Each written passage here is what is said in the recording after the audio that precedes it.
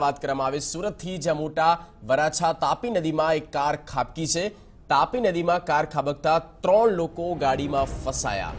Fire અને પોલીસની team ઘટના સ્થળે પહોંચી છે। બચાવ કામગીરી શરૂ કરી દેવામાં આવી છે।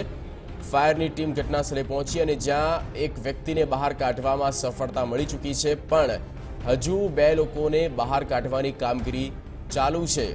આપણે દ્રશ્યોમાં પણ બતાવી રહ્યા છીએ।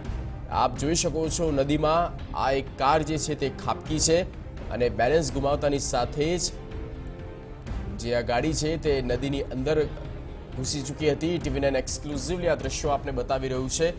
પ્રત્યક્ષ દર્શકોનો પણ જમાવડો અને ફાયર બ્રિગેડની સાથે પોલીસની ટીમ પણ ઘટના સ્થળ પર।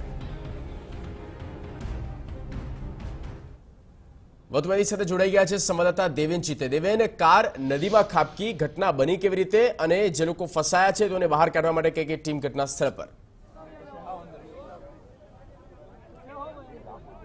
जी जगदीश, आ मोटा वराछा विस्तार है અને મોટા વરાછા વિસ્તારની અંદર જે આ તાપી નદીનો કિનારો છે ત્યાં આગળ પૂરપાટ ઝડપે આવતી આ જે કાર છે તે કાર એકાએક તાપી નદીની અંદર ખાબકી ગઈ હતી અને જ્યારે સ્થાનિક લોકોને જાણ થતાની સાથે ફાયર વિભાગ જે છે તે ફાયર વિભાગના અધિકારીઓને આ સમગ્ર ઘટના અંગે જાણ કરવામાં આવી હતી અને અધિકારીઓ જે છે તે અહીં આવીને રેસ્ક્યુ ઓપરેશન શરૂ કરવામાં આવ્યું હતું। અધિકારીઓને જ્યારે આ સમગ્ર ઘટના અંગે માહિતી મળી ત્યારે તાપી નદીની અંદર જે આ કાર ખાબકી છે તેમાં 3 લોકો જે છે તે નદીની અંદર ફસાયા હતા આ ગાડી સાથે અને અત્યારે આપણી સાથે જે ચીફ ફાયર ઓફિસર છે આપણે એમની સાથે પણ વાત કરીએ। સર, કયા પ્રકારની આખી ઘટના બની છે?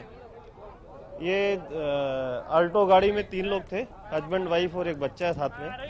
तो बैलेंस बिगड़ गया और अंदर चली गई तापी में गाड़ी और तीनों को निकाल लिया और हॉस्पिटल में डिस्पैच कर दिया। गाड़ी निकाल रहे हैं। बच्चा भी सेफ है सर? नहीं, अभी हॉस्पिटल में जाने के बाद मालूम पड़ेगा। 3 लोग थे? 3 लोग है। एम्बुलेंस में ले गया, कैसे भेजा गया उनको? नहीं, प्राइवेट व्हीकल में गया, एम्बुलेंस थोड़ा लेट हो गई थी। तो हमने અત્યારે ખાનગી